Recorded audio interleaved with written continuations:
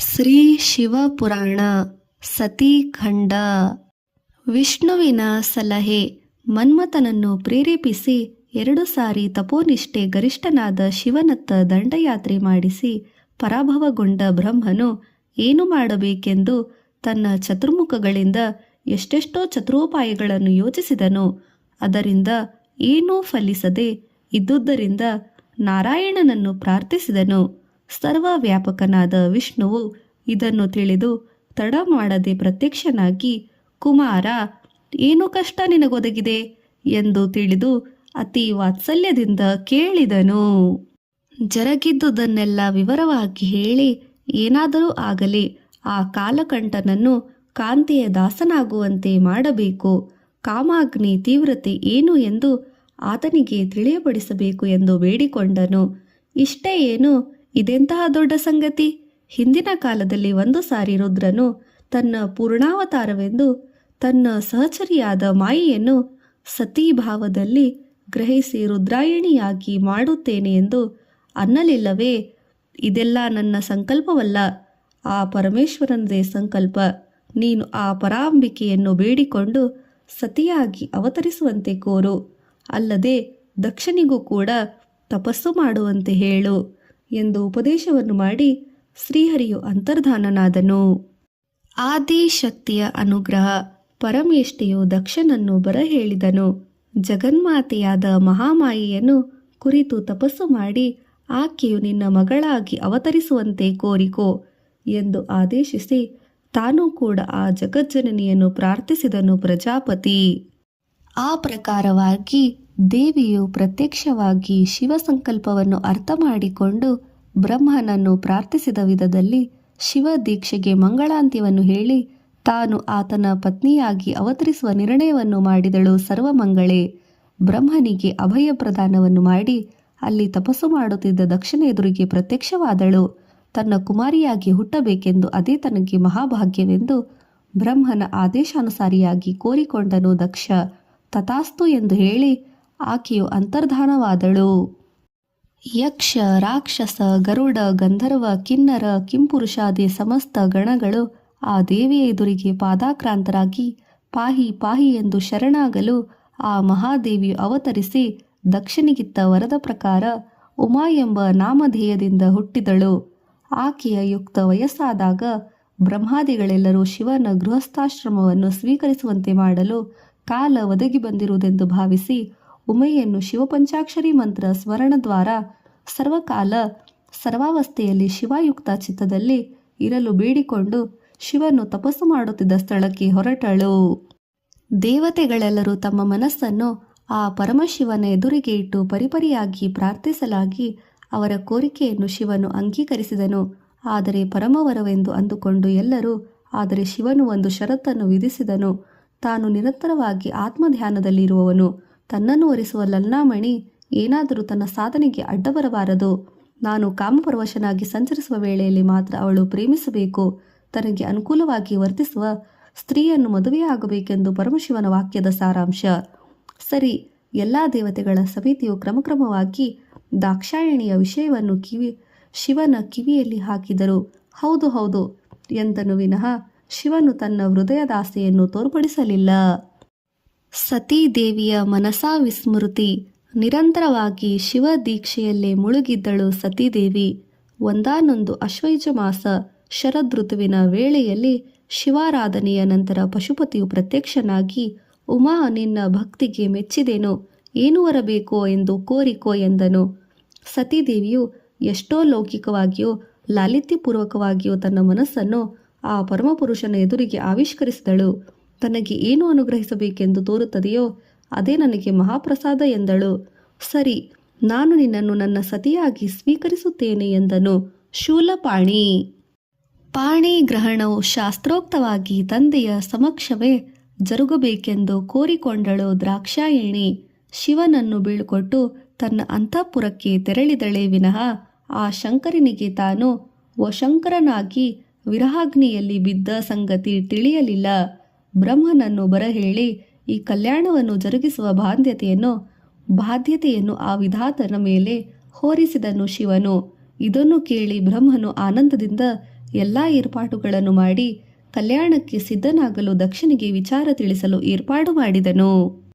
ವಿವಾಹದ ವೇಳೆ ಸಂತೋಷಕ್ಕೆ ಕಾರಣ ದೈವಜ್ಞರು ನಿರ್ಣಯಿಸಿದ ಶುಭ ಮುಹೂರ್ತದ ಸಮಯ ಚೈತ್ರ ಶುಕ್ಲ ತ್ರಯೋದಶಿ ಭಾನುವಾರ, ಪೂರ್ವ ಫಲ್ಗುಣ ನಕ್ಷತ್ರಯುಕ್ತ ಕುಂಭ ಲಗ್ನದಲ್ಲಿ ರುದ್ರನು ಮದುಮಗನ ವೇಷದಲ್ಲಿ ನಂದಿವಾಹನ ರೂಢನಾಗಿ ಇಂದ್ರಾದಿ ದೇವತೆಗಳು ವಿಷ್ಣು ಬ್ರಹ್ಮನ ಮಾನಸಪುತ್ರರ ಸಮೇತನಾಗಿ ಬರಲು ಅವರಿಗೆಲ್ಲ ಸ್ವಾಗತವನ್ನು ಕೋರಿ ಕಲ್ಯಾಣ ಮಂಟಪಕ್ಕೆ ಕರೆದುಕೊಂಡು ಬಂದನು.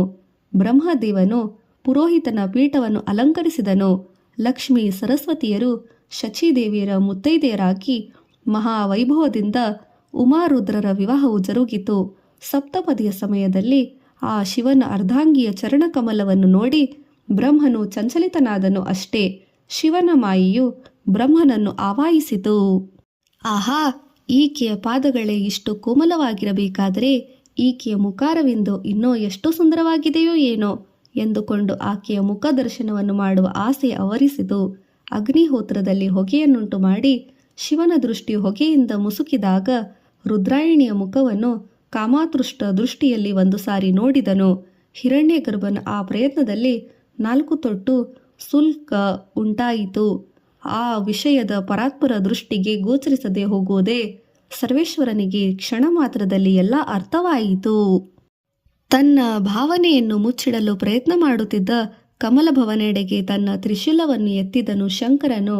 ಮಂಗಳಪ್ರದವಾದ ಜಗನ್ಮಂಗಳಕರವಾದ ಕಮಲಿನಿಯ ಕಲ್ಯಾಣ ವೇಳೆ ಬುದ್ಧಿಯು ವಕ್ರವಾಗಿ ಈ ತುಂಟತನವು ಜರುಗಿತು. ಈ ವೈಪರೀತ್ಯವೇಕೆ? ವಿಧಾತನ ಬುದ್ಧಿಯು ವಕ್ರಿಸಿದ್ದು ಏಕೆ ಏನೋ? ಇದಕ್ಕೆ ಇಂಥ ಶಿಕ್ಷೆಯೇ? ಬ್ರಹ್ಮನ ಪರವಾಗಿ ನಾವೆಲ್ಲರೂ ಕ್ಷಮಾಭಿಲಾಷೆಯನ್ನು ಬೇಡುತ್ತಿದ್ದೇವೆ, ಕರುಣಿಸು ಎಂದು ಮುಕ್ತ ಕಂಠದಿಂದ ಇಂದ್ರಾದಿ ದೇವತೆಗಳೆಲ್ಲರೂ ವಿಷ್ಣುವಿನೊಡನೆ ಸೇರಿ ಮೊರೆ ಇಟ್ಟರು. ವಿಷ್ಣುವಿನ ವಿನಃ ಭಿನ್ನವನ್ನು ಮನ್ನಿಸಿ ಬ್ರಹ್ಮನನ್ನು ಕ್ಷಮಿಸಿ ಈಶ್ವರನು ಆತನ ಮಾನಸಿಕ ವ್ಯಭಿಚಾರಕ್ಕೆ ತಕ್ಕ ಶಾಸ್ತಿಯನ್ನು ಮಾಡಬೇಕೆಂದುಕೊಂಡನು. ಬ್ರಹ್ಮನೂ ಕೂಡ ಅಪರಾಧ ಕ್ಷಮಾಪಣೆ ಕೋರಲು ಪರಶಿವನು ಬ್ರಹ್ಮನನ್ನು ಕುರಿತು ನಿನ್ನ ತಲೆಯನ್ನು ಸ್ಪರ್ಶಿಸಿಕೋ ಎಂದನು. ಎಲ್ಲರ ಸಮಕ್ಷಮದಲ್ಲಿ ಪರಮಶಿವನ ಪಾದಗಳನ್ನು ಹಿಡಿದು ತಪ್ಪನ್ನು ಮನ್ನಿಸು ಎಂದನು ಬ್ರಹ್ಮ. ಅಷ್ಟೇ, ಬ್ರಹ್ಮನ ಶಿರಸ್ಸಿನ ಮೇಲೆ ನಂದಿವಾಹನರೂಢನಾದ ರುದ್ರರೂಪ ಮುದ್ರಿತವಾಯಿತು. ಆ ವಿಷಯವು ಬ್ರಹ್ಮನಿಗೆ ಅವಗತವಾಯಿತು. ಇನ್ನೇನು ಮಾಡಲಾರದು, ಎಲ್ಲವೂ ಶಿವನ ಭಾರ ಎಂದುಕೊಂಡು ಶಿವಸ್ತೋತ್ರವನ್ನು ಮಾಡಿದನು. ಆಗ ಉಗ್ರನು ಶಾಂತಮೂರ್ತಿಯಾಗಿ ಬ್ರಹ್ಮನಲ್ಲಿ ಸ್ವಲ್ಪ ವಾತ್ಸಲ್ಯ ಭಾವವನ್ನು ತೋರಿಸಿ, ನೀನು ರುದ್ರಶಿರ ಎಂಬ ಹೆಸರಿನಿಂದ ಜಗತ್ಪ್ರಸಿದ್ಧನಾಗು ಎಂದು ತನ್ನ ಪ್ರತಿಕಾರವನ್ನು ಪ್ರಮುಖವಾಗಿ ವರವಾಗಿ ಮಾರ್ಪಡಿಸಿದನು. ಅನಂತರ ಸತ್ಪುರುಷ ದ್ವಿಜರು ಕಾರ್ಯವನ್ನು ನಿರ್ವಹಿಸುವ ವೇಳೆಯಲ್ಲಿ ಬ್ರಹ್ಮಾಧಿಪತ್ಯವು ನಿನ್ನದೇ ಆಗುವುದು. ನಿನ್ನನ್ನು ಈ ರೂಪದಲ್ಲಿ ಗುರುತಿಸಿ ಪ್ರಯತ್ನಿಸುವ ಎಲ್ಲರಿಗೂ ನೀನು ಯಥಾರ್ಥವಾಗಿ ಹೇಳುವಂತಾಗಲಿ. ಅವರು ನಿನ್ನನ್ನು ಅಪಹಾಸ್ಯ ಮಾಡಿದಂತೆಲ್ಲ ನಿನ್ನ ಈ ಪಾಪವು ಸ್ವಲ್ಪ ಸ್ವಲ್ಪವಾಗಿ ತೊಲಗಿ ಹೋಗುವುದು. ಈ ಪ್ರಕಾರವಾಗಿ ನೀನು ಮಾಡುವುದೇ ನಿನಗೆ ತಕ್ಕ ಪ್ರಾಯಶ್ಚಿತ. ನಿನ್ನಿಂದಲೇ ಸಕಲಕಿಲವಾದ ವೀರ್ಯವು ಸಾಮಾನ್ಯವಾಗಿ ಅಸಾಮಾನ್ಯವಾದುದರಿಂದ ದ್ರೋಣ, ಪುಷ್ಕರ, ಆವರ್ತಕ ಮತ್ತು ಸಂವರ್ತಕ ಎಂಬ 4 ಪ್ರಳಯ ಮೇಘಗಳಾಗಿ ಆಕಾಶದಲ್ಲಿ ಸಂಚರಿಸುತ್ತಿರಲಿ. ಅಲ್ಲದೆ ಮಹೋಧೃತವಾಗಿ ಘೋಷಿಸುತ್ತಿದ್ದ ರೋಗಬಾಧೆಗಳು ಉಂಟು ಮಾಡುವುದೇ ವಿನಃ ಇತರ ಮೇಘಗಳಂತೆ ಭೂಮಿಯ ಮೇಲೆ ಮಳೆ ಸುರಿಸುವುದಿಲ್ಲ ಎಂದು ಅನುಗ್ರಹಿಸಿದನು. ತಪ್ಪು ತನ್ನದೇ ಎಂದು ತಿಳಿದ ಬ್ರಹ್ಮನು ತದನಂತರ ಬ್ರಾಹ್ಮಣ ದಕ್ಷಿಣೆಯನ್ನು ಕೊಡುವ ವೇಳೆಗೆ ರುದ್ರನು ಪರಿಪೂರ್ಣ ಪ್ರಸನ್ನತೆಯನ್ನು ಹೊಂದಿ, ಇಂಥ ಕಲ್ಯಾಣವನ್ನು ಬಹು ಸಮರ್ಥ ರೀತಿಯಲ್ಲಿ ನಿರ್ವಹಿಸಿದ ನಿನಗೆ ಏನನ್ನು ದಕ್ಷಿಣ ರೂಪವಾಗಿ ಕೊಡಬೇಕೆಂದು ಕೋರುವೆಯೋ ಅದನ್ನು ಅನುಗ್ರಹಿಸುತ್ತೇನೆ, ಕೋರಿಕೋ ಎಂದನು. ಎಲ್ಲರೂ ಆಶ್ಚರ್ಯಚಕಿತರಾದರು. ಬ್ರಹ್ಮನು ಲೋಕ ಕಲ್ಯಾಣಾತ್ಮಕವಾದ ವರವನ್ನೇ ಕೋರಿದನು. ಇಷ್ಟೇ ಅಲ್ಲ, ತನ್ನ ತಲೆಯ ಮೇಲೆ ಬಿದ್ದಿದ್ದ ರುದ್ರಾಮುದ್ರಾಚಿತವಾದರೂ ಸ್ವಾರ್ಥಪೂರಿತ ವರವನ್ನು ಕೋರಲಿಲ್ಲ. ಬ್ರಹ್ಮನು ಕುರಿತು ವರವು ಏನೆಂದರೆ, ಕಲ್ಯಾಣ ಗುಣಧಾಮನೆ ಮದುಮಗನ ರೂಪದಲ್ಲಿ ಶಿವನಾಗಿ ಆ ರೂಪದಲ್ಲಿ ಅಲ್ಲಿ ಶಾಶ್ವತವಾಗಿ ಉಳಿಯಬೇಕು ಎಂದು ತಾನು ಅದರ ಸಮೀಪದಲ್ಲೇ ಆಶ್ರಮವನ್ನು ನಿರ್ಮಿಸಿಕೊಂಡು ತಪಸ್ಸು ಮಾಡುತ್ತಿರಬೇಕೆಂದು ಬ್ರಹ್ಮನಿಗೆ ಆ ವರವನ್ನು ಅನುಗ್ರಹಿಸಿದನು. ತದನಂತರ ವಿವಾಹೋತ್ತರ ವಿಧಿಗಳನ್ನು ಯಥೋಕ್ತವಾಗಿ ಪೂರ್ತಿ ಮಾಡಿ ನೂತನ ವಧೂವರರನ್ನು ಬೀಳ್ಕೊಟ್ಟನು ಬ್ರಹ್ಮ. ಸಾಗಿದ ಈ ಕಮಲನೀಯ ಕಲ್ಯಾಣ ಕಥೆಯನ್ನು ಯಾರು ಯಾರು ಪಠಿಸುವರೋ ಅವರಿಗೆಲ್ಲ ಸಕಲ ಶುಭವನ್ನು ಅನುಗ್ರಹಿಸುವವನು ಆ ಶುಭಶಂಕರನು. ಯಾವುದೋ ಸ್ವಯಂಭೂ ಮನುಕಾಲದಲ್ಲಿ ಜರುಗಿದ ದ್ರಾಕ್ಷಾಯಣಿ ಪರಿಣಿಯ ಕಥೆ ಇದು ಎಂದು ಸೂತ ಮಹರ್ಷಿಗಳು ಹೇಳಿ ಮುಗಿಸಿದರು. ಶೌನಕಾದಿ ಮಹರ್ಷಿಗಳೆಲ್ಲರೂ ಎಷ್ಟೋ ಉತ್ಸಾಹದಿಂದ ಶಿವ ಕಲ್ಯಾಣ ಕಥೆಯನ್ನು ಕೇಳಿ ಆನಂದದಿಂದ ಆ ಸತಿಪತಿಯರ ವಿಹಾರವು ಹೇಗೆ ಜರುಗಿತು ಎಂದು ಕೋರಲು ಜಿಜ್ಞಾಸುಗಳಿರ. ಶಿವತತ್ವ ಮಾಯಾ ಮೋಹ ವೇಷ ವಿಚಿತ್ರ ಅಲ್ಲವೇ? ವಿವಾಹ ವೇಳೆಯಲ್ಲಿ ಕೇವಲ ಚರಣ ದರ್ಶನ ಮಾತ್ರದಿಂದಲೇ ಬ್ರಹ್ಮನಂತವರಿಗೆ ಚಿತ್ತ ಚಾಂಚಲ್ಯ ಪ್ರಕೋಪಿಸಿದಾಗ ನಾವೆಲ್ಲ ಎಂಥವರು? ಇದರಿಂದ ತಿಳಿಯುವುದೇನೆಂದರೆ, ಕಲಿಯುಗದಲ್ಲಿ ನಮ್ಮ ಮನಸ್ಸಿನಲ್ಲಿ ಚಿತ್ತವಿಕಾರ ಒದಗಿದಾಗ ಒಂದು ಸಾರಿ ಶಿವನ ಸ್ಮರಣೆ ಮಾಡಬೇಕು. ಆದಿ ದಂಪತಿಗಳ ಸಂಸಾರ ಪಕ್ಷವನ್ನು ಮಾತ್ರ ಸಂಕ್ಷಿಪ್ತವಾಗಿ ಹೇಳುತ್ತೇನೆ ಎಂದು ರೋಮಹರ್ಷಣ ಮುನಿಯು ಸೂತ ಮಹರ್ಷಿಯ ಮತ್ತೊಂದು ಹೆಸರು ಎಂದು ಹೇಳಿದರು. ಎಲ್ಲರೂ ಭಕ್ತಿಯಿಂದ ಮನಸ್ಸಿನಲ್ಲಿ ಶಿವನ ಸ್ಮರಣೆಯನ್ನು ಮಾಡಿದ ನಂತರ ಸೂತ ಮಹರ್ಷಿಗಳು ಪುನಃ ಪ್ರಾರಂಭಿಸುತ್ತಾರೆ. ಉಮಾ ಶಿವರ ಕಲಹ ಮಾನವರಷ್ಟೇ ಅಲ್ಲ, ಪಾರ್ವತಿ ಪರಮೇಶ್ವರರ ಪ್ರಣಯ ಕಲಹವು ಸರ್ವೇ ಸಾಮಾನ್ಯವಾದದ್ದು. ಏಕೆಂದರೆ ಆದಿದಂಪತಿಗಳ ಸರಸವು ವಿರಸವಾದ ಒಂದು ಅಂಶವು ಉಂಟಾಯಿತು. ಒಂದೊಂದು ಅವತಾರದಲ್ಲಿ ಆ ಜಗಜ್ಜನನಿ ಶ್ವೇತ ಗೌರಾದಿ ವರ್ಣದಲ್ಲಿ ಕಾಣಿಸುತ್ತಿದ್ದರು. ಅಧಿಕವಾದ ಅವತಾರ ಭಾಗದಲ್ಲಿ ಆಕೆಯು ಶ್ಯಾಮಲ ವರ್ಣದಲ್ಲಿ ಪ್ರಭಾವಿಸಿದಳೆಂದು ಪೌರಾಣಿಕರು ಪುರಾಣದರು ಹೇಳಿದರು. ಆ ಪರ ಅಭಿಪ್ರಾಯ ಹೊಂದಲು ಕಾರಣವೂ ಇರುವುದು. ಹಾಸ್ಯಕ್ಕಾಗಲಿ ಆಟಕ್ಕಾಗಲಿ ಪರಮೇಶ್ವರನು ದೇವಿಯನ್ನು ಕಾಳಿ ಎಂದು, ತಮಸ ಎಂದು, ಶ್ಯಾಮ ಎಂದು, ಕಚ್ಚಲ ಎಂದು ಕೂಗಿರುವುದನ್ನು ಎಷ್ಟೋ ಸಾರಿ ಆಕೆಯು ಗಮನಿಸಿದಳು. ಒಂದು ಸಾರಿ ರೋಷದಿಂದ, ನಿಮಗೆ ಏನು, ನಾನು ಇಷ್ಟವಿಲ್ಲದಿದ್ದರೆ ಆ ವಿಷಯವನ್ನು ಸ್ಪಷ್ಟವಾಗಿ ಹೇಳಿಬಿಡಬಾರದೆ? ಈ ಪ್ರಕಾರವಾಗಿ ವಿವಿಧ ಹೆಸರುಗಳನ್ನು ಇಟ್ಟು ಕೂಗಿ ಹಾಸ್ಯ ಮಾಡುವುದು ಏಕೆ? ಗಂಡನಿಗೆ ಇಷ್ಟವಿಲ್ಲದ ಕೆಲಸ ಮಾಡಿದರೆ ಅಂಥ ಹೆಂಗಸನ್ನು ಪವಿತ್ರತೆ ಎಂದು ಕರೆಯುವುದಿಲ್ಲವೆಂಬ ವಿಷಯ ನಿಮಗೆ ತಿಳಿಯುವುದು. ನಿಮಗೆ ಇಷ್ಟವಿಲ್ಲದ ಈ ಬಣ್ಣವನ್ನು ನಾನೇತಕ್ಕೆ ಇರಬೇಕು? ಈಗಲೇ ಈ ಬಣ್ಣವನ್ನು ಕಳೆದು ಹೊಳೆಯುವ ಬಂಗಾರದ ಬಣ್ಣವನ್ನು ಪ್ರಸಾದಿಸು ಎಂದು ತಪಸ್ಸು ಮಾಡುತ್ತೇನೆ ಎಂದು ಹೇಳಿ ಹೊರಡಲು ಆರಂಭಿಸಿದಳು. ಈ ಪ್ರಕಾರ ಬಣ್ಣವನ್ನು ಮಾರ್ಪಡಿಸಲು ತಪಸ್ಸಿನವರೆಗೂ ಏಕೆ ಹೋಗಬೇಕು ಶ್ಯಾಮ? ಆದರೂ ಸರ್ವದೇವತೆಗಳು ಎಲ್ಲರೂ ದೇವರು ನನಗೋಸ್ಕರ ತಪ್ಪಿಸುತ್ತಾ ಇರುವಾಗ ನಿನ್ನ ತಪಸ್ಸು ಯಾರಿಗಾಗಿ? ನನಗೆ ವಾಸ್ತವವಾಗಿ ನಿನ್ನ ಮೈಬಣ್ಣವನ್ನು ಬದಲಾಯಿಸುವ ಇಷ್ಟವಿಲ್ಲದಿದ್ದರೂ ಅದೆಷ್ಟರ ಕೆಲಸ ನನಗೆ? ಏನು ಸುಮ್ಮನೆ ಸರಸಕ್ಕಾಗಿ ಹೇಳಿದ್ದೇನೆ ಎಂದು ಶಿವನು ಚಿದ್ವಿಲಾಸದಿಂದ ಹೇಳಿದನು. ಗಂಡನು ಆ ರೀತಿ ಹೇಳಿದರೂ ಒಂದು ಸಣ್ಣ ಸಂದೇಹವು ದೇವಿಯ ಮನಸ್ಸಿನಲ್ಲಿ ಉಳಿಯಿತು. ಹೇಗಾದರೂ ಮಾಡಿ ಬ್ರಹ್ಮನಿಂದ ವರ ಪಡೆದು ತನ್ನ ಶ್ಯಾಮಲ ವರ್ಣವನ್ನು ಹೋಗಲಾಡಿಸಿಕೊಳ್ಳಲು ಯೋಚಿಸುತ್ತಾ ಇದ್ದಳು. ವಸತಿ ಇಲ್ಲದೆ ಸತೀದೇವಿ ಅದುವರೆಗೂ ಅಲ್ಲಿ ಇಲ್ಲಿ ತಿರುಗಾಡುತ್ತಾ ಸರಿಯಾದ ವಾಸಸ್ಥಳವಿಲ್ಲದೆ ಆ ಜಗನ್ಮಾಯಿಯು ಶಂಶಾನ ಭೂಮಿಯಲ್ಲಿ ವಾಸಿಸುತ್ತಿದ್ದಳು. ಸತಿ ಸಮೇತವಾಗಿ ಆ ರುದ್ರಭೂಮಿಯಲ್ಲಿ ವಿಹಾರವು ಸಂಸಾರಿಗಳಿಗೆ ಯುಕ್ತವಲ್ಲವೆಂಬುದು ಬ್ರಹ್ಮಾದಿ ದೇವತೆಗಳು ಹೇಳಲು ಮಂದರ ಪರ್ವತದಲ್ಲಿ ವಾಸಿಸಲು ಹೋದರು. ಬೇಸಿಗೆ ಬಿಸಿಲಿನಲ್ಲಿ ತೀವ್ರತೆಯಿಂದ ಸತಿದೇವಿಯು ಕಂಪಿಸತೊಡಗಿದಳು. ಒಂದು ದಿನ ಗಂಡನ ಬಳಿಗೆ ಬಂದು, ನಾಥ, ಬೇಸಿಗೆ ಕಾಲವು ಎಷ್ಟು ತೀಕ್ಷ್ಣವಾಗಿದೆ ಇರುವುದು ನೋಡಿದೆಯಾ? ಈ ಪ್ರಕಾರವಾದ ಬೆಗೆಯನ್ನು ತಡೆದುಕೊಳ್ಳುವ ನನ್ನಿಂದ ಸಾಧ್ಯವಿಲ್ಲ. ಒಂದು ಮನೆಯನ್ನು ನಿರ್ಮಿಸುವುದು ಒಳ್ಳೆಯದು ಎಂದು ಪ್ರತಿಪಾದಿಸಿದಳು. ನಿಜವೇ, ಒಂದು ಒಳ್ಳೆಯದೇ ಅಲ್ಲವೇ? ನಾನು ಎಷ್ಟೋ ಸಂಪನ್ನನು ಎನ್ನುವುದು ನಿನಗೆ ತಿಳಿಯದೇ ವಿಷಯವಲ್ಲ. ಎಲ್ಲವನ್ನೂ ತಿಳಿದ ನೀನೇ ನನ್ನನ್ನು ಅರ್ಥ ಮಾಡಿಕೊಳ್ಳಲಿದ್ದರೆ ಈ ಲೋಕದಲ್ಲಿ ನನ್ನನ್ನು ಅರ್ಥ ಮಾಡಿಕೊಳ್ಳೋರು ಯಾರಿದ್ದಾರೆ ಎಂದು ಸತ್ಯವಾಚೋ ನಿಷ್ಠೆಯಲ್ಲಿ ಮುಖವನ್ನು ಅಮಾಯಕನಂತೆ ಮಾಡಿ ಕೇಳಿದನು ಶಿವ. ಸತೀದೇವಿ ಮನಸ್ಸಿಗೆ ಅದರ ಅರ್ಥ ತೋಚಲಿಲ್ಲ. ಅದು ನಿಜವಾಗಿದ್ದರೆ ತಾನೇ ತಾನು ದಿನನಿತ್ಯವೂ ನೋಡುತ್ತಿರುವುದೇ ಕಟ್ಟಿಕೊಂಡು ಬಟ್ಟೆ ಎಂದರೆ ಹುಲಿಯ ಚರ್ಮ, ಆಭರಣವೆಂದರೆ ಹಾವು, ತಿನ್ನುವ ಆಹಾರವೇ ಭಿಕ್ಷಾಟನೆ, ಅವಲಂಬಿಸಿದ ಗಂಡನಿಗೆ ವರ್ಣಲತೆಯ ಶೋಭಿಸುವ ಆಶ್ರಮವೂ ಇಲ್ಲ, ಇನ್ನು ಪಕ್ಕ ಆಶ್ರಯವೇ ಇಲ್ಲ. ಅವರಿಬ್ಬರು ಹೀಗೆ ಕಾಲ ಕಳೆಯುತ್ತಿರುವಾಗ ವರ್ಷಕಾಲ ಬಂತು. ಗುಡುಗು ಮಿಂಚು ಸಿಡಿಲುಗಳ ಸಮೇತವಾಗಿ ಮಳೆಯ ಧಾರಾಕಾರ ಸುರಿಯಲು ಆರಂಭಿಸಿತು.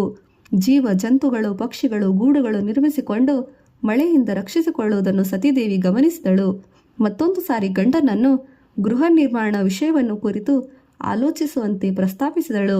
ಆ ಬೆಟ್ಟ ಈ ಬೆಟ್ಟ ಎಂದು ಸುತ್ತುತ್ತಾ ಬೇಸಿಗೆ ಕಾಲವು ಮುಗಿದು ಹೋಯಿತು. ಈಗ ಜಲಧಾರೆಯು ಎಷ್ಟು ದಟ್ಟವಾಗಿ ಸುರಿಯುತ್ತಿದೆ. ಏನೋ ಮನೆ ವಿಚಾರ ಕುರಿತು ಯೋಚಿಸದೆ ಬರೀ ಏನು ಮಾಡಬೇಕು ಬೇಡಿಕೊಳ್ಳುವುದೇ ಆಗಿ ಹೋಗಿದೆ. ಶಿವನು ಮುಖವನ್ನು ಅತ್ತಿತ್ತ ತಿರುಗಿಸುತ್ತಾ, ನೋಡು ಸತಿ, ನಿನಗೆಲ್ಲ ತಿಳಿದಿರುವುದು, ತಿಳಿದೋ ತಿಳಿಯದೋ ಪದೇ ಪದೇ ಇದೇ ವಿಷಯವನ್ನು ಕುರಿತು ಪ್ರಸ್ತಾಪಿಸುವುದಲ್ಲಿ ನಿನ್ನ ಅಂತರ್ಮನದಲ್ಲಿ ಏನಿರುವುದು ನನಗೆ ಅರ್ಥವಾಗುತ್ತಿಲ್ಲ. ನೀವು ನನ್ನ ಬಾಧೆಯನ್ನು ಅರ್ಥ ಮಾಡಿಕೊಳ್ಳಿ, ಅಷ್ಟು ಸಾಕು ಎಂದಳು. ತಕ್ಷಣ ತಾನು ಆಲೋಚಿಸಿ, ಹೌದು ಸತಿ, ನನಗೆ ಒಂದು ಉಪಾಯವು ತೋಚಿತು. ನಾವು ಈ ಮೇಘಕ್ಕಿಂತ ಕೆಳಗಡೆ ಇದ್ದರೆ ತಾನೇ ನಮಗೆ ಈ ವರ್ಷ ಬಾಧೆ. ಆದ್ದರಿಂದ ನಾವು ಈ ಮೋಡಗಳಿಗಿಂತ ಮೇಲಕ್ಕೆ ಹೋಗಿ ವಾಸಿಸೋಣ ಎಂದು ಸತೀದೇವಿಯನ್ನು ಕರೆದುಕೊಂಡು ಮೇಘಪಟಲದ ಮೇಲಕ್ಕೆ ಪ್ರಯಾಣಿಸಿದನು ಮೃತ್ಯುಂಜಯ. ಅಂದಿನಿಂದ ಮಹಾಶಿವನಿಗೆ ಜೀಮೋತ್ತವಾಹನ ಎಂಬ ಹೆಸರು ಉಂಟಾಯಿತು. ಕ್ರಮವಾಗಿ ಮಳೆಗಾಲವು ಕಡಿಮೆಯಾಗುತ್ತಾ ಬಂದು ಶರದೃತು ಪ್ರಾರಂಭವಾಯಿತು. ಶ್ರಾವಣ ಮಾಸದ ಮೂಗಗಳು ಕರಗಿ ಮಾರ್ಗಶಿರ ಮಾಸವು ಮುಗಿಯಿತು. ಮಾನಸ ಸರೋವರಕ್ಕೆ ತೆರಳಿದ ಹಂಸರಾಜಗಳು ವಾಸಪ್ತವಾಗಿ ತಾವರೆ ಹೂವುಗಳಲ್ಲಿ ಆಶ್ರಯ ಪಡೆಯುವ ಕಾಲವು ಪ್ರವೇಶವಾಯಿತು. ಈ ಪ್ರಕೃತಿಯು ನಮ್ಮನ್ನೂ ಅನುಸರಿಸಿದೆ ಹೊರಟು ಎಂದು ಶಂಕರನು ಪುನಃ ಆ ಸತಿಪತಿಯರು ಮಂದರ ಪರ್ವತವನ್ನು ಸೇರಿಕೊಂಡರು. ಈ ಪ್ರಕಾರವಾಗಿ ಆದಿ ದಂಪತಿಗಳು ತ್ರಿಕಾಲದಲ್ಲೂ ಅಲ್ಲಿ ಇಲ್ಲಿ ವಿಹರಿಸುತ್ತಾ ಕಾಲ ಕಳೆಯುತ್ತಿದ್ದರು. ಪ್ರಸ್ತಾಪದಲ್ಲಿ ಆದುದರಿಂದ ಹೇಗೆ ಬೇಕಾದರೂ ಇರಬಹುದು, ಆದರೆ ನಾಳೆ ಸಂತಾನವಾದರೆ ಈ ಸಂಸಾರ ಲಂಪಟತೆ ಇಲ್ಲಿ ಅಲ್ಲಿ ನಡೆಯುವುದು ಸಾಧ್ಯವೇ ಎಂದು ಶಂಕರನನ್ನು ನೋಡುತ್ತಾ ಅನ್ನಲು, ಆ ಸಮಯ ಬಂದಾಗ ಆಲೋಚಿಸೋಣ ಎಂದು ಧೈರ್ಯ ಹೇಳಿ ಆಕೆ ಅಮಾಯಕ ಮುಖವನ್ನು ನೋಡಿದನು. ಅನಂತರ ಸತೀದೇವಿಗೆ ಏನೂ ಮಾತು ತೋಚಲಿಲ್ಲ. ಶಿವನ ಭಿಕ್ಷಾಪಾತ್ರೆ ಕಪಾಲ. ಆದಿಕಾಲದಲ್ಲಿ ಬ್ರಹ್ಮನಿಗೆ 5 ಶಿರಸ್ಸುಗಳಿದ್ದವು, ಆದರೆ ಶಿವನಿಗೆ ಏಕಮಾತ್ರ ಶಿರಸ್ಸು. ಈ ವಿವಾಹ ಕಾಲದಲ್ಲಿ ಬ್ರಹ್ಮನಿಗೆ ಇನ್ನೂ 5 ತಲೆಗಳಿದ್ದ ಸಂಗತಿಯನ್ನು ಕೆಲವು ಪುರಾಣಗಳು ಪ್ರಸ್ತಾಪಿಸಿವೆ. ಈ ಅಂಶವು ಮೊದಲು ಜರುಗಿತು, ಆಮೇಲೆ ಜರುಗಿದೆ ಎನ್ನುವ ಶಂಕೆಯನ್ನು ಪಕ್ಕದಲ್ಲಿಟ್ಟು ಸಾವಧಾನದಿಂದ ಕೇಳಿರಿ ಎಂದು ಋಷಿವರ್ಣ್ಯರನ್ನು ಕೋರಿದನು. ಒಂದು ಸಾರಿ ಬ್ರಹ್ಮನಿಗೆ ಶಿವನಿಗಿಂತ ತಾನು ಅಧಿಕನು ಎಂಬ ಅಹಂಕಾರವು ಪ್ರಬಲವಾಯಿತು. ತಾನು ಅವತರಿಸಿದ ತರುవాత ಈ ಸೃಷ್ಟಿಯು ಬಂದು ತನಗಿಂತ ಅಧಿಕವಾಗಿದೆ ನೋಡು, ನನಗೆ 5 ಶಿರಸ್ಸುಗಳು ಎಂದನು. ಬ್ರಹ್ಮ, ನಾನು ನನ್ನ ಪಂಚಶಿರಸ್ಸನ್ನು ಪ್ರದರ್ಶಿಸಬಲ್ಲೆ ಎಂದು ಶಿವನು ತನ್ನ ಪಂಚಶಿರಸ್ಸನ್ನು ಪ್ರದರ್ಶಿಸಿದನು. ಆ ಮುಖಗಳೆಂದರೆ ಸದ್ಯೋಜಾತ, ವಾಮದೇವ, ಅಘೋರ, ತತ್ಪುರುಷ ಮತ್ತು ಈಶಾನ. ಈ 5 ಮುಖಗಳು ಕ್ರಮವಾಗಿ ಇರುವುದು 4 ದಿಕ್ಕುಗಳಿಗೆ 4 ಮುಖಗಳು ಉದರ್ವ ಮುಖವಾಗಿ ನೋಡಲು, ಮತ್ತೊಂದು ಪುಷ್ಪಾಕೃತಿಯಲ್ಲಿ ಈ ಮುಖಗಳು ಇರುವವು. ಆದುದರಿಂದ ಸರ್ವ ದಿಕ್ಕುಗಳು ಸರ್ವ ವಿಶ್ವವನ್ನು ವೀಕ್ಷಿಸುವುದರಿಂದ ಆ ಮಹಾಶಿವನು ಸರ್ವತೋಮುಖನೆಂಬ ನಾಮಾಂತರದಿಂದ ಕೂಡ ಪ್ರಸಿದ್ಧನಾದನು. ಆತನಿಗೆ ತಿಳಿಯದ ಅಂಶಗಳಾಗಲಿ ಆತನಿಗೆ ವಿವರಿಸುವ ಅಂಶಗಳಾಗಲಿ ಇಲ್ಲ. ಯಾರು ಹೇಗೆ ಎಂಬ ವಿಚಾರವನ್ನು ಸರ್ವೇಶ್ವರನು ತಿಳಿಯುತ್ತಾನೆ. ಬ್ರಹ್ಮನಿಗೆ ಈ ವಿಧವಾಗಿ ಶಿವನ ಪಂಚಮುಖಗಳ ದರ್ಶನವಾದ ನಂತರ ಅಸೂಯೆ ಹೊಂದಿ ಈಶ್ವರನ ಮೇಲೆ ಇನ್ನೂ ರೊಚ್ಚಿಗೆದ್ದನು. ತನ್ನ ಶಿರಸ್ಸುಗಳು ಸಹಜವಾಗಿರುವುದು, ಆದರೆ ಶಿವನ ಶಿರಸ್ಸುಗಳು ಸಹಜವಲ್ಲವೆಂಬುದನ್ನು ನಿಂದಿಸಿದನು. ಆದ್ದರಿಂದ ಪರಮಶಿವನು ವಾಸ್ತವವಾಗಿ ಉಗ್ರಾವತಾರಿಯಾಗಿ ತನ್ನ ಶಕ್ತಿಯನ್ನು ಪ್ರದರ್ಶಿಸಿದನು. ಕೇವಲ ಉಗುರಿನಿಂದ ಬ್ರಹ್ಮನ 5ನೇ ಶಿರಸ್ಸನ್ನು ಕತ್ತರಿಸಿದನು. ತಲೆಯು ಶರೀರದಲ್ಲಿ ಉತ್ತಮ ಅಂಗವು ಅದು ಅಲ್ಲೇ ಇದ್ದರೂ ಮಿಕ್ಕ ಶರೀರವು ಮರಣಿಸದಂತೆ ಎಂದು ಭಾವಿಸುತ್ತಿದ್ದ ಶಿವನಿಗೆ ತಕ್ಷಣವೇ ಬ್ರಹ್ಮಹತ್ಯಾ ಪಾತಕವು ಸುತ್ತಿಕೊಂಡಿತು. ಅದು ಆ ಮಹಾಶಿವನ ಬಲವಾಗಿ ಆವರಿಸಿತು. ಆತನಿಗೆ ಅಂಟಿಕೊಂಡ ಆ ಬ್ರಹ್ಮನ ಶಿರಸ್ಸು ಏನಾದರೂ ಬಿಡಲಿಲ್ಲ. ಇದರಿಂದ ಬ್ರಹ್ಮನಿಗೆ ಕೋಪ ಉಂಟಾಯಿತು. ಆ ಬ್ರಹ್ಮನ ಕೋಪಾವಶಾತ ಮಹಾ ತೇಜೋರೂಪಿಯಾದ ಒಬ್ಬ ವೀರಪುರುಷನು ಜನಿಸಿದನು. ಬ್ರಹ್ಮನು ಆತನಿಗೆ ಶಿವನನ್ನು ಸಂಹರಿಸುವಂತೆ ಆದೇಶ ನೀಡಿದನು.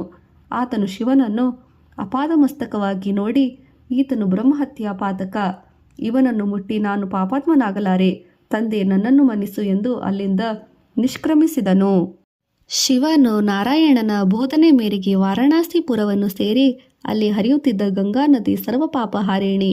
ಅದರಲ್ಲಿ ಸ್ನಾನವನ್ನು ಮಾಡಿ ಪಾತಕವನ್ನು ಹೋಗಲಾಡಿಸಿದನು. ಅಲ್ಲಿ ಬದ್ರಿಕಾಶ್ರಮದ ಸಮೀಪದಲ್ಲಿ ಶಿವನಿಗೆ ಅಂಟಿಕೊಂಡಿದ್ದ ಬ್ರಹ್ಮಕಪಾಲವು ಕೆಳಗೆ ಬಿದ್ದು ಹೋಯಿತು. ಅದೇ ಬ್ರಹ್ಮಕಪಾಲ ಪುಣ್ಯಕ್ಷೇತ್ರವಾಗಿತ್ತು. ತನ್ನ ಬ್ರಹ್ಮಹತ್ಯಾ ಪಾತಕವನ್ನು ಹೋಗಲಾಡಿಸಲು ಉಪಾಯವನ್ನು ಕಾಣದ ಶಿವನು ಅದು ಅಂಟಿಕೊಂಡಾದ ಮೇಲೆ ಅನುಭವಿಸಿದ ಬಾಧೆ ಬಹಳ. ನಮ್ಮ ಪುರಾಣಗಳಲ್ಲಿ ಪಾತ್ರಗಳಲ್ಲಿ ಆಗಲಿ ಅಲ್ಲಿನ ಘಟನೆಗಳಾಗಲಿ ಪೂರ್ತಿಯಾಗಿ ಮಾನವನ ಜೀವನದಲ್ಲೂ ಎಷ್ಟೋ ಅಂಶಗಳ ಪ್ರತಿರೂಪವೇ. ಅದು ಇದು ಬೇರೆ ಅಲ್ಲ. ತಮ್ಮ ಆಲೋಚನೆಗಳ ಸರಪಣಿಯಲ್ಲಿ ಆಯಾ ಪಾತ್ರಗಳು ಮತ್ತು ಘಟನೆಗಳಿಗೆ ಆರೋಪಿಸಿ ವೀಕ್ಷಿಸಿದಾಗ ವಿಷಯವು ಸರಿಯಾಗಿ ತಿಳಿಯುವುದು.